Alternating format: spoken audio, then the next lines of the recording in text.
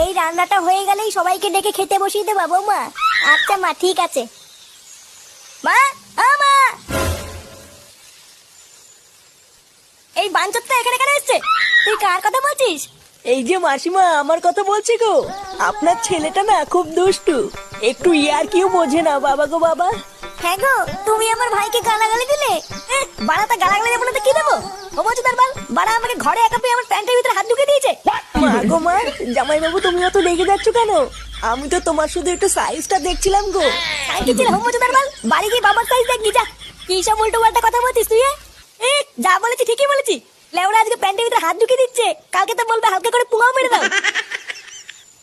এই কি হয়েছে রে? এত চেঁচামেচি কিসের? দেখুন না মেশামশাই, মা গো মা, আপনার ছেলে একটু ইয়ার কিউ বোঝে না। ওটাই আর কি ছিল বাঞ্চদ? দেখেছেন তো কিভাবে বলছে। দেখো মা, আমি কিন্তু বলে দিচ্ছি, এই চুদির ভাই যদি বাড়িতে থাকে আমি কিন্তু বাড়ি থাকবো না, বলে দিলাম। চোরে বাচ্চা, তুই ঘর থেকে বেরিয়ে যা। আমরা কোনো কাজকর্মের বেলায় নেই, কোনো রোজগার পাতি নেই, আবার বড় বড় কথা। ও বাড়া, মায়ের থেকে মাসির দরদ বেশি, তাই তো? বাড়া এখন তো দেখছি আমার থেকে এই বাড়িতে হোমোচোদার দাম বেশি। লেওরা যেদিন এই হোমোচোদারা তোমার ধুতির ভিতরে হাত ঢুকিয়ে নেয়ানারি করবে সেদিন বুঝবা বালের এই বাড়িতে আমার কোনো দামই নেই।